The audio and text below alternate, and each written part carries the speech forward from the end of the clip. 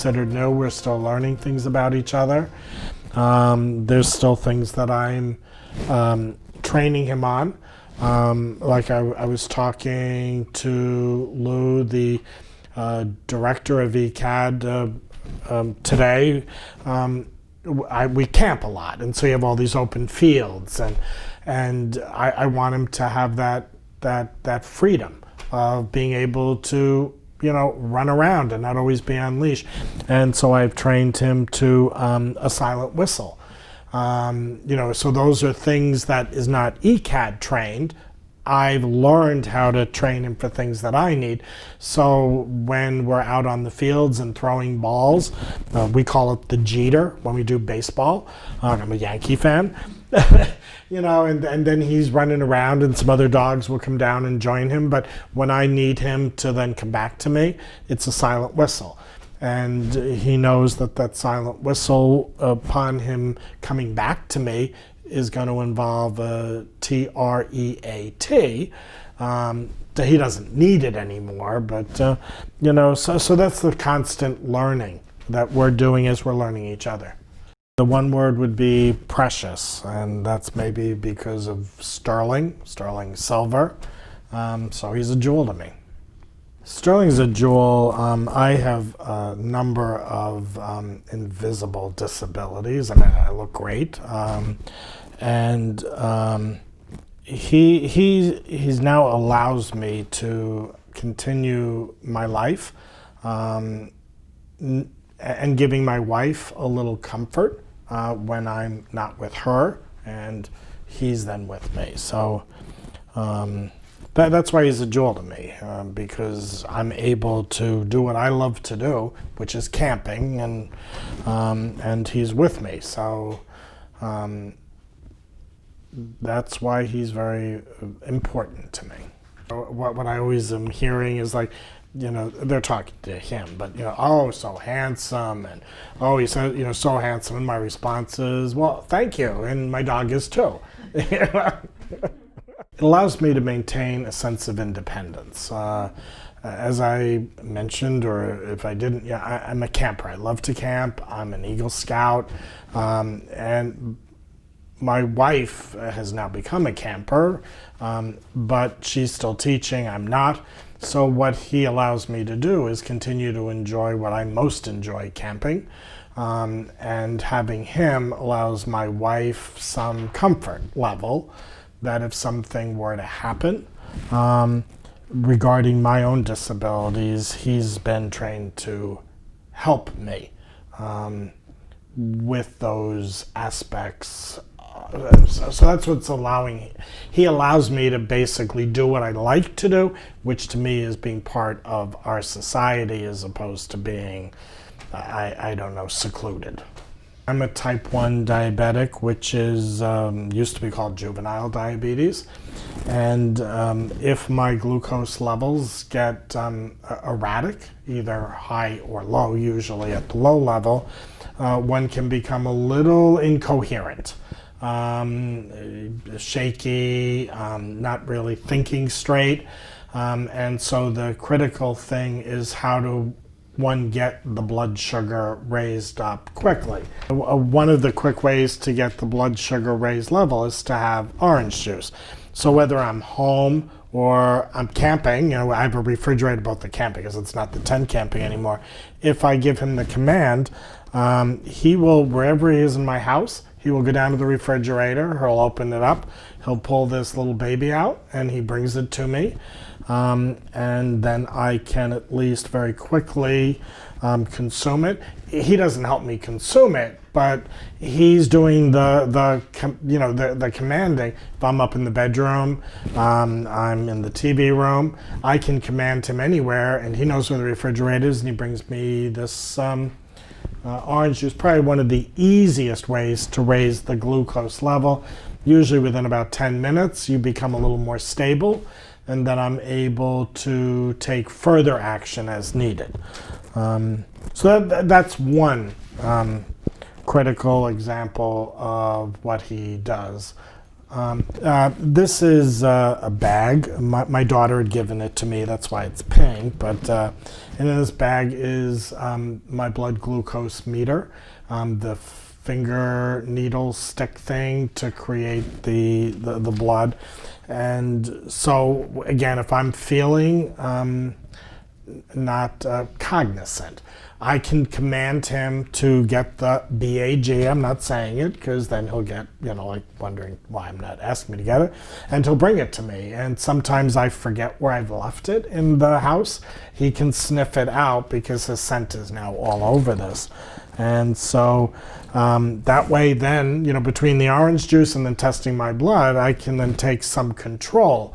One of the real reasons why Sterling and I got paired together is, unfortunately, many times a diabetic goes low in the middle of the night at 3 o'clock in the morning, and if I'm not with my wife, then at least if I'm with him, he can at least bring me those things that I need to ensure that my health is at least stable while I'm trying to adjust my blood glucose levels. Do you want it? Do you want it? Do you want the bag? He's, as any, I guess, dog can be. He's a companion. He's, I don't know, a comrade. But in addition to just being a dog, I mean, I've had a dog before in my life, knowing that I can rely on him to do things for me at those moments in my life where I can't. And so emotionally, it's that comfort. But the other aspect of the emotional for me is it's I'm proud of him. And so when people, it's almost like my child, if you will. And when people compliment Sterling and like how well he's behaved or how handsome he is or his arms are crossed and his behavior, I mean, I feel proud, and I think that's really the emotional aspect of that connection, that bond, which is more than what he does. It's that relationship that takes place. The challenge is not him and I. The challenge is with others who are uneducated or don't appreciate things. And I'll give an example. Because my disabilities, and I've only named one of them, the type 1 diabetes, I also have multiple sclerosis. I have a heart condition, and I also recently diagnosed with lung cancer. You wouldn't know that looking at me. And so when I'm out with Sterling, generally what I'll get things like, oh, what a handsome dog, or then I say thank you, he is too. But then I'll hear things like, well, you don't need a service dog. He must not really be a service dog. Or, oh, you're his trainer. You're training him. And my response is, no, he's my service dog. And, you get this look like, okay, you probably just bought a vest off the internet because you look fine. And why do you have, Sterling? So I find that a challenge. And, many times, people will say, can I pet him? And I'll say, no, he's working. And then they try to sneak a pet, which I don't quite understand. And I think sometimes that's how people approach, me. If they're approaching me because they have questions about a service dog, I don't mind answering. I'm an educator by trade, always was in education. So if I can use moments to educate people, but educating a person is very different from a person who just says, oh, isn't he a cute dog? Can I pet him? And I say no. And then they just decide they're going to pet him anyway. I find that very aggravating. One of the challenges with with Sterling, my wife Dottie, we've now introduced a third person into a relationship, and we didn't, our training, or the curriculum or whatever, there was nothing really talked about, that. And I think that's an area that needs to be a little looked at more with a person that is in a relationship with another, which I'm not talking just the healthcare provider, but when you're bringing now him in, it's like made it into a menage a trois. And,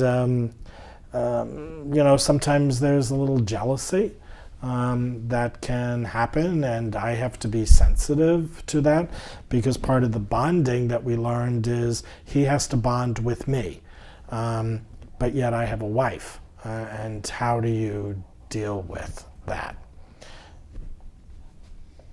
Sterling's part of my healthcare team. My doctors, endocrinologists, cardiologists, neurologists, oncologists, they were all very supportive of my getting Sterling.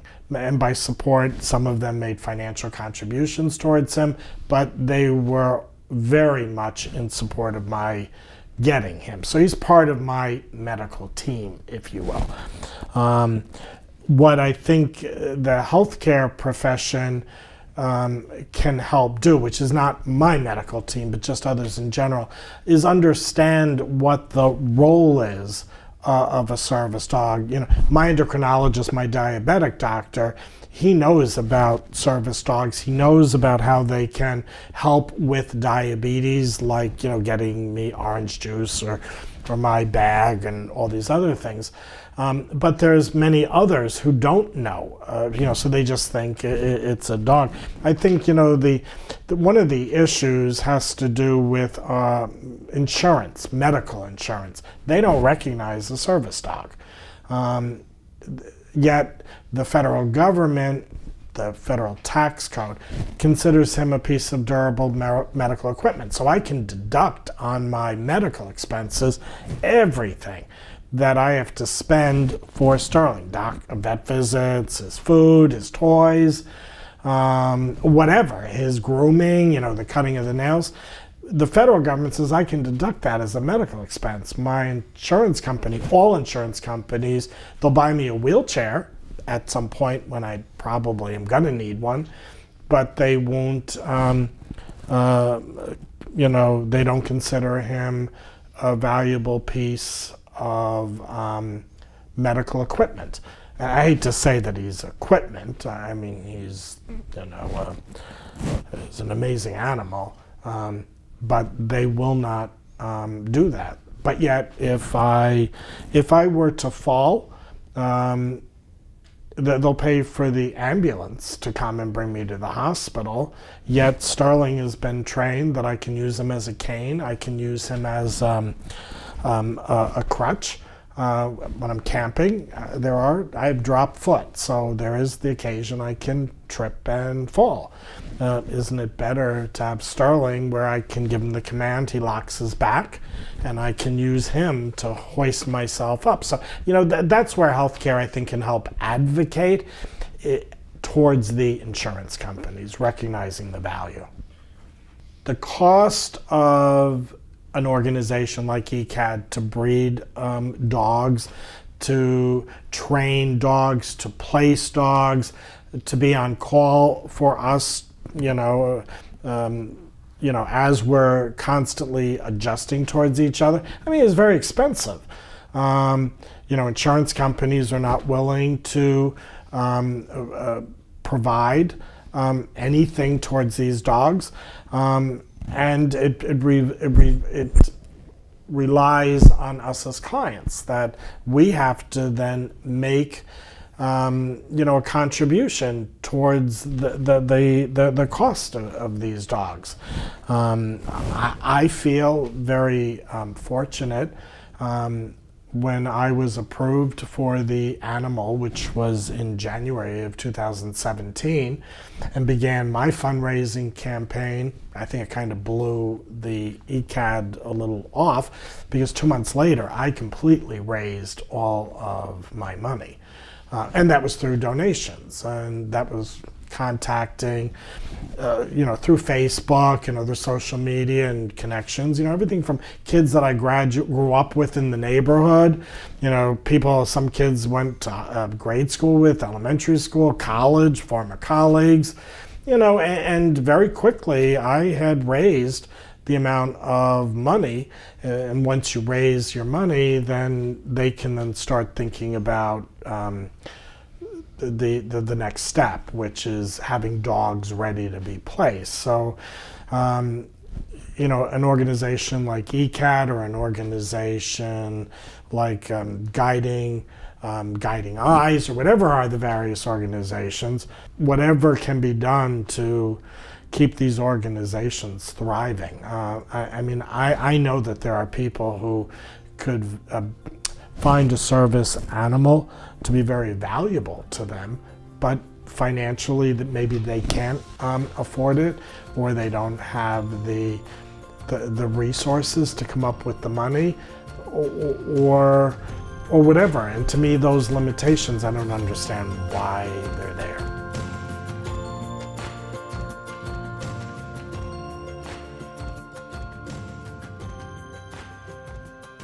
I would describe Sonoma as a miracle.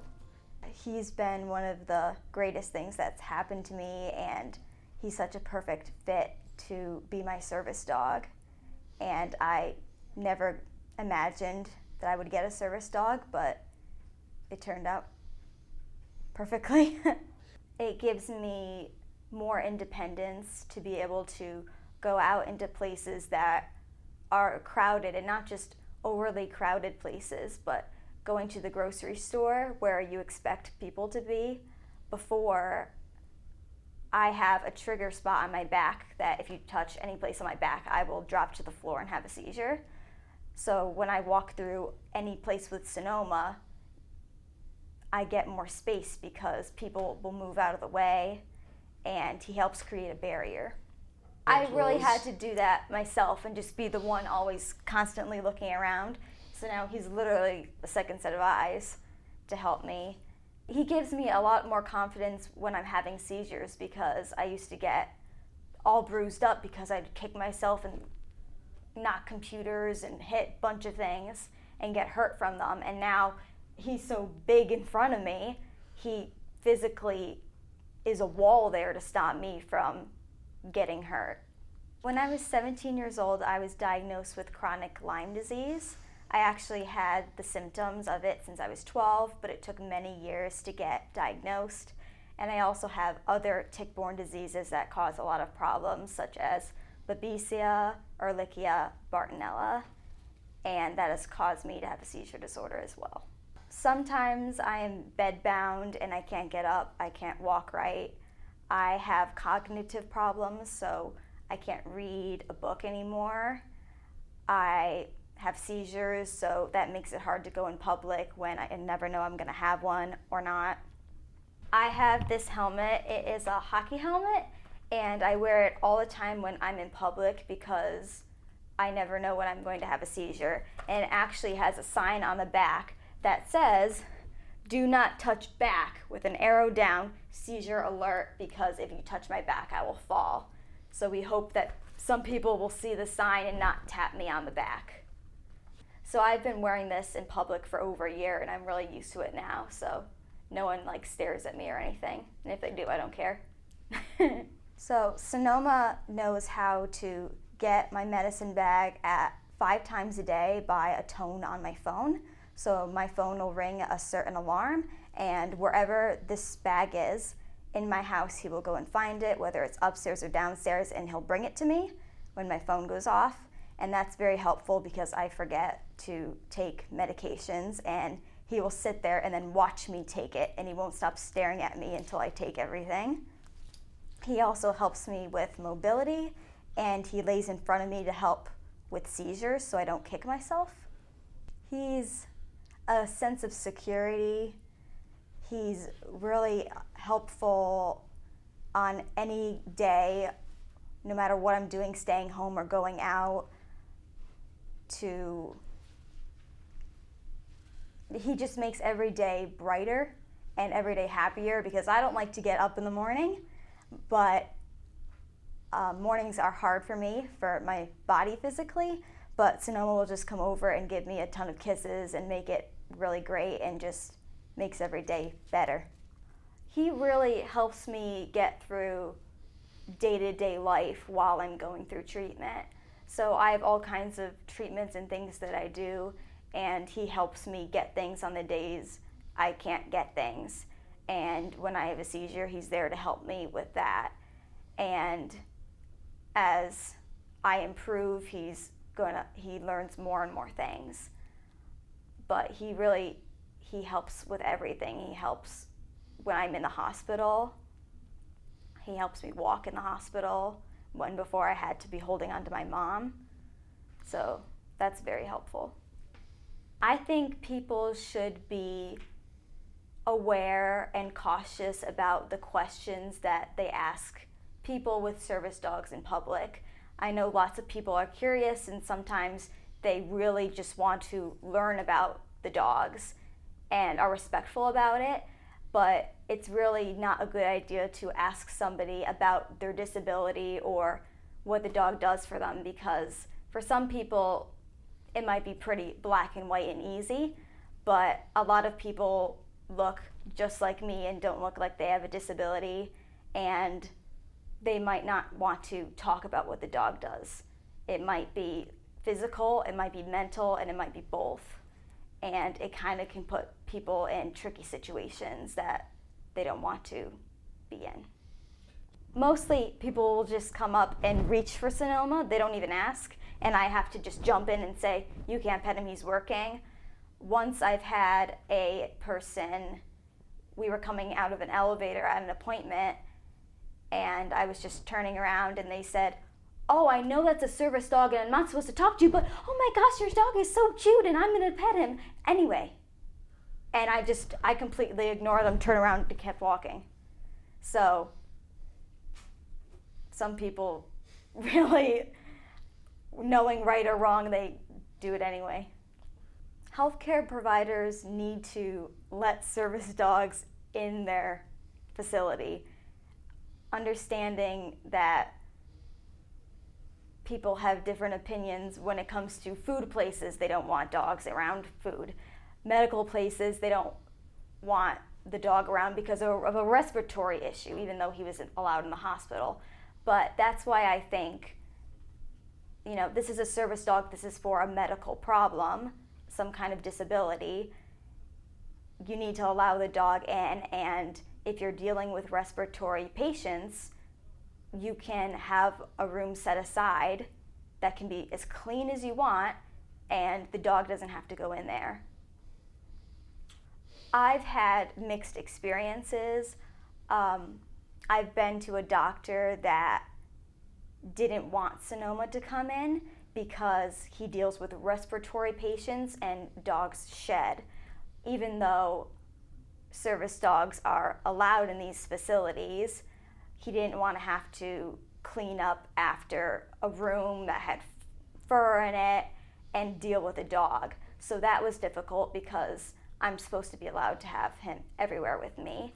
And then other places we've called up, and they actually had a meeting with all of their staff to say, we have a person coming in with a service dog. You're not to approach the dog and to just pretend the dog isn't there. And that's what a lot of people should be doing, so they understand. Healthcare providers really don't know much more than the general public about service dogs. That's what I've found out so far. And I've seen quite a few of them. Some people are good when it comes to dealing with them, and some people just have no idea and come up like to pet your pet when your service dog isn't your pet.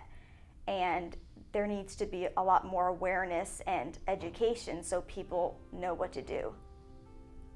because overall it can be impacting someone else's health. Sonoma, watch me. Watch me. Watch me. That's it. Yes, good boy. That's good boy. Sonoma, watch me. Yes. Good boy.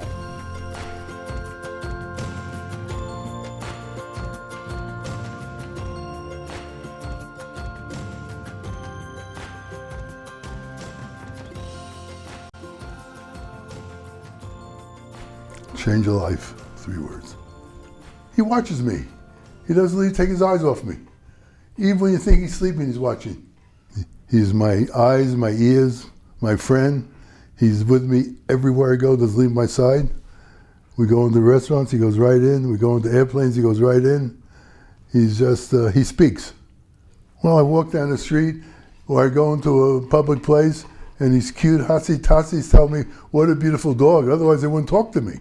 And then I say to them, you want to take him home? Oh yeah. I said, I go with him. It's okay.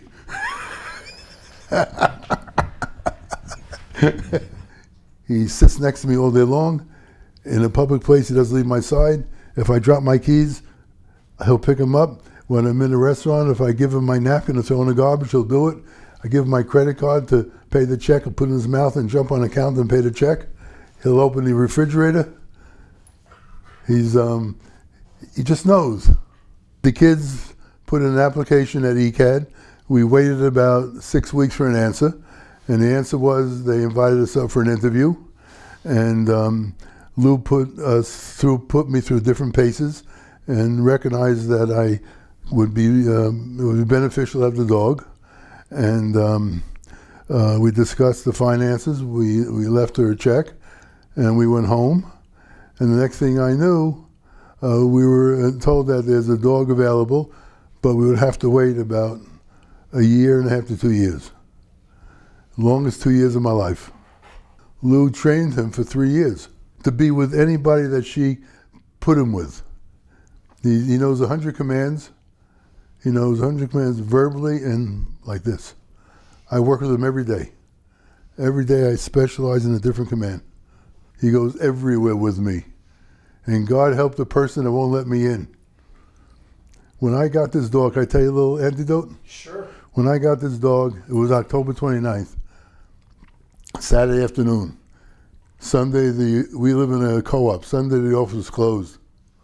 Monday morning, I knocked on the door, had my papers to give to them. And the door was locked. So I walked the dog, I come back, and the manager has his hands up like this. He says, you can't come in the building with the dog. It's you or the dog. So my first words out of my mouth when I was born, don't tell me what to do. And we got into a serious exchange of words that I had to teach him how to spell the words. Then he pushed me against the wall, put his knee up in my gut. The cop was already there, and he kicked the dog under the belly. The dog threw up on the floor. The cop helped me to clean it up. And the next thing is I'm a lawyer, but I'm retired. I called my lawyer. We filed a complaint with the ADA, and they took it seriously, and they issued a decision in my favor. And they sent me a proposed agreement to settle it, and I wouldn't sign it. It was one-sided. I wanted an apology. I wanted to print in the Bergen Record. I wanted to list every corner of that building I can go with my dog, not just in and out. And they haven't signed it, and we're going to go to trial, and it's going to be very expensive for him. On the occasion I go somewhere with my wife and we leave the dog home, I always look for him. Where's the dog? He's part of our existence. And, about 6 months ago, I was coming home from Florida, and they put us on this express plane, a little one. And I knew I couldn't fit. So they put me on, and the stewardess said, sit down. I said, sweetheart, I can't fit in the seat. And the dog can't fit under the seat.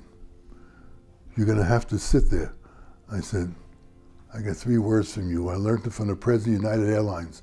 Drag me off. And she looks at me, and there's a lady in the bulkhead seat.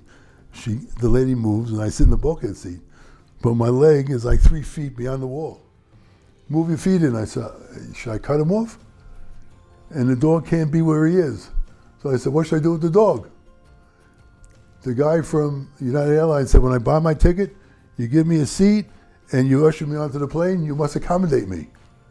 Otherwise, drag me off. They accommodated me. He's with me everywhere I go. I was in the hospital 7 times this past 6 months. He was right with me, doesn't leave. I show him the card. He's welcome to come in, and he doesn't leave that room. Watches me, watches everybody that comes in, doesn't make a peep, and then he has to get fed and be walked. The nurses get together and they make a schedule, morning, noon, and evening, and they fall in love with him. Because most of the people, just like this manager in our building, it's a big building.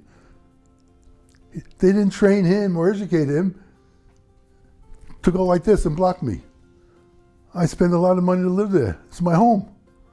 And he has the cape, and I had the card. He knocked the card out of my hand, called the cops. A lot of people are like this. They just don't understand. And then there are basically 2 kinds of people, good and bad, and those who love dogs and those that don't. And man alive, you walk down the street, you can tell the bad one from the good one in a second. With all the people in the room, still obedient. Whenever I go to my doctor in Colombia, the cardiologist, any one of them, the dog sits right next to me. When I go to the dentist, the first time he sat over here on the right, dentist says, I can't reach you. So I said, Cassie, sit over here. He went in front of my feet, laid there.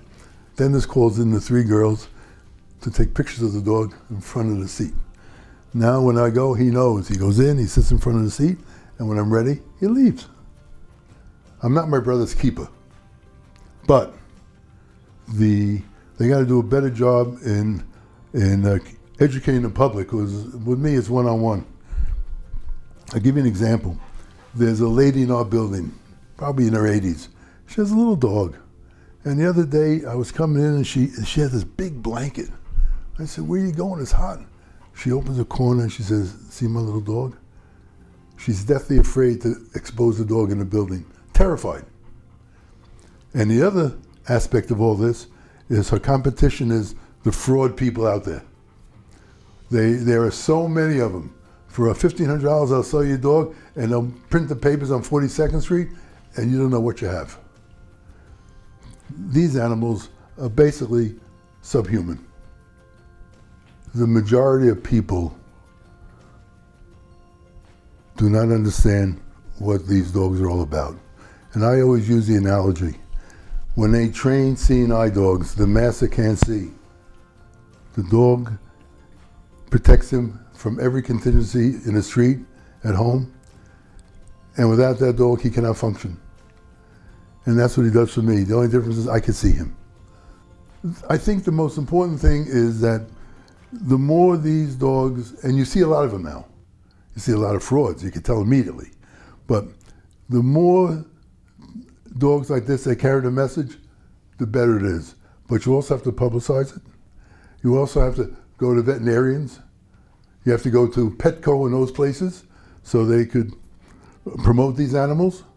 And you have to go to hospitals for therapy dogs.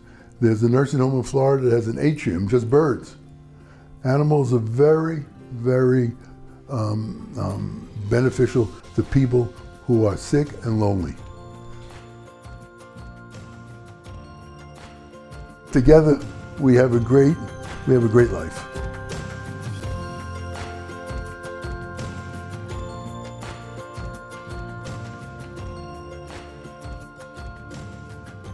I guess there are many words to describe Garrison, but if I had to pick, the highest on my list would be probably compassionate. Garrison is important to me because he's helped me to maintain my independence. Without Garrison, I wouldn't be able to go out as much as I do. He gets things for me. He relieved a lot of anxiety that I have related to not being able to open a door or not being able to turn on light because he's there to do those things for me. So he basically gets me up and about and out. Garrison has to go out every day, a couple times a day, because to take care of himself, and so that gets me out in and of itself. We go out, we go shopping. He can get things off of supermarket shelves for me. If I drop my keys in the car, he can get those kind of things for me. In the past, before I had Garrison, I used to have to wait for someone to help me. One of the very important things he does for me is he makes me feel secure, because if I were to use the bathroom and I were to fall, he's able to get the phone for me. So he does quite many things, in addition to some of the non-physical things. But, well, obviously I'm in a wheelchair, so I'm physically disabled. I have a visible disability, which makes it a little bit easier for me in terms of getting places, because people don't question, whether this is a service dog or not. But what I'm not able to walk. I have a lot of overall weakness in my body, more so than probably people think until they actually go to shake my hand or something like that. So Garrison will use his strength to open a door, or I can't really put my arms so much over my head, so he can also get an elevator button for me, things like that. Well, Garrison comes from an organization called ECAD, Educated Canines Assisting with Disabilities. And it's a very special organization because Garrison has a significant amount of training. So I applied, I went to a fundraiser for ECAD, and I just applied for a service dog when I stopped working, and it was the best thing I ever did. Garrison, typically the dogs are placed after 2 years of pretty much full-time training. But as part of the ECAD program, you have to go through a little bit less than a 3-week training program where you actually go and get paired with a dog, and then you're educated about taking care of the dog, about what a service dog is, about the rights of a service dog owner, things like that. So it's a pretty intense program. I think I alluded to it a little bit earlier. I used to have a lot of anxiety about dropping things or not being able to do something, like going to turn on a light, or I don't know. One time I remember dropping my keys in the rain and I had to literally wait for someone to come. But with Garrison, that anxiety is gone because I know he's always by my side. Well, I'm sure I would be very depressed. I would probably be home more, and possibly having to have somebody like a home health aide with me. So my life would be much more disabled. Garrison is basically with me to do mobility-related things. So I guess it's not like he's part of my treatment plan directly, but indirectly I benefit from him physically because I have to bend down to help him with his food, or I have to use my hands to put on and off the leash. So in a way, he gives me a little bit of PT, but he does go with me everywhere. He goes with me to physical therapy. He goes with me to doctor's appointments. He goes with me to wheelchair yoga, which he sleeps through. So he's overall enmeshed in my life in every way. Yes, I would say there were 2 major challenges I have. The first is obviously he's adorable and gorgeous and everybody wants to pet him. And that is a challenge because it distracts him. And it becomes very difficult for me to calm him down and to get him in this kind of position because Garrison is supposed to be like just anyone else. I mean, he's not really supposed to be a dog. He's supposed to be like a person. So would you go into a room and start petting a person? I mean, if they were eating their lunch, they would get distracted. So a lot of the challenge I have going out with him in public is really people doing that and just coming up. They'll come up behind me. I'll be getting on a train, or they'll distract him. They don't realize kind of how dangerous it is. And also it's kind of annoying after a while because I just will sit down to have something to eat, and then I got 4 people around my table and I just want some peace. And so that's the biggest challenge. And it's really helpful when people don't pet him because then he's able to focus on me and he doesn't think it's a play date and he doesn't get confused. And the other problem I have when people pet him is, somebody might like that, the person petting him obviously wants to be pet by a dog, wants to be with a dog. I'm messing up now. But maybe the next person is allergic to a dog, or maybe the next person, and he doesn't know, okay, I can go up to this person, but not that person. So it really messes him up, and you know, so it's very appreciated if the public doesn't reach out and pet him all the time. I've been in situations where people want to bring their pets along and are calling these dogs service dogs. They're not properly trained, and they'll actually go to attack Garrison. And the public doesn't really see that Garrison isn't doing anything, because he will take the bite from another dog, because he's not going to exhibit any kind of aggressive behavior. But it causes a big problem because the public doesn't see that. They see two dogs fighting and people trying to bring dogs in, and so that's my other, I guess, problem that I have sometimes, is when I go out and, you know, I'll be on a plane or something and someone else will have a little dog that's like, we can't, you know, crossing the aisle trying to attack Garrison. It's horrible. When I go to a doctor's office, if the doctor starts petting, or the nurse or some healthcare person who's trying to examine me or do something with me starts petting the dog, then it's very difficult for me to get Garrison back down in the corner, and then it becomes a whole thing.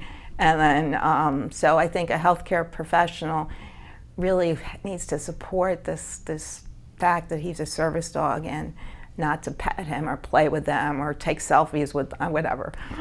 I think it's very important, because if a patient comes in with a service dog, I mean, first of all, the healthcare provider needs to know that the service dog is there not because I wanted to bring my pet along with me, but because he performs functions for me that I really need him with me at all times. So if they exhibit appropriate behavior towards the dog, then their staff will exhibit appropriate behavior. Then the public will exhibit appropriate behavior. So when I walk into a waiting room, I don't have, you know, 4 people around me, you know, saying, oh, I love dogs, they love me, oh, he smells my dog, whatever it is. So I think it's really, really important that healthcare providers know what a service dog is and know how to interact with a service dog or not interact with a service dog. I think the other thing would be helpful is if they have patients that want service dogs, that they could maybe become a source of information to tell them what a service dog really is and why it's different from an emotional support dog or a therapy dog. And also to not write letters for people that really don't need service dogs, I guess, would be really helpful. Well, I think the more you educate, you know, the public and healthcare providers about the rights of a service dog, how to behave around a service dog, the importance of a service dog, what a service dog is, the easier my life will be, certainly. I won't have to explain it every 5 minutes of the day. Without Garrison, I would be dependent upon other people. And without him around and being able to go to the doctor's office, I'd have to get other people to go with me. So I think it's really important because it will keep people independent. And also it will help, I think, healthcare providers know what a service dog is, so maybe their patients that need service dogs can get service dogs. It's not only important to me, it's important to my family, because I don't have to ask them to do things. So, and it also gives me some of my dignity, because I'm not always asking my kids to, you know, can you help me with a shoe, or can you do this, or you can do that. So it's not just a benefit to me, it's also a benefit to my family. And he gives me more dignity and a feeling of independence. Without Garrison, I really wouldn't have my best friend. Garrison gives me a tremendous amount of dignity in addition to independence, because I don't have to ask people to do things for me, because he's always there to do them for me.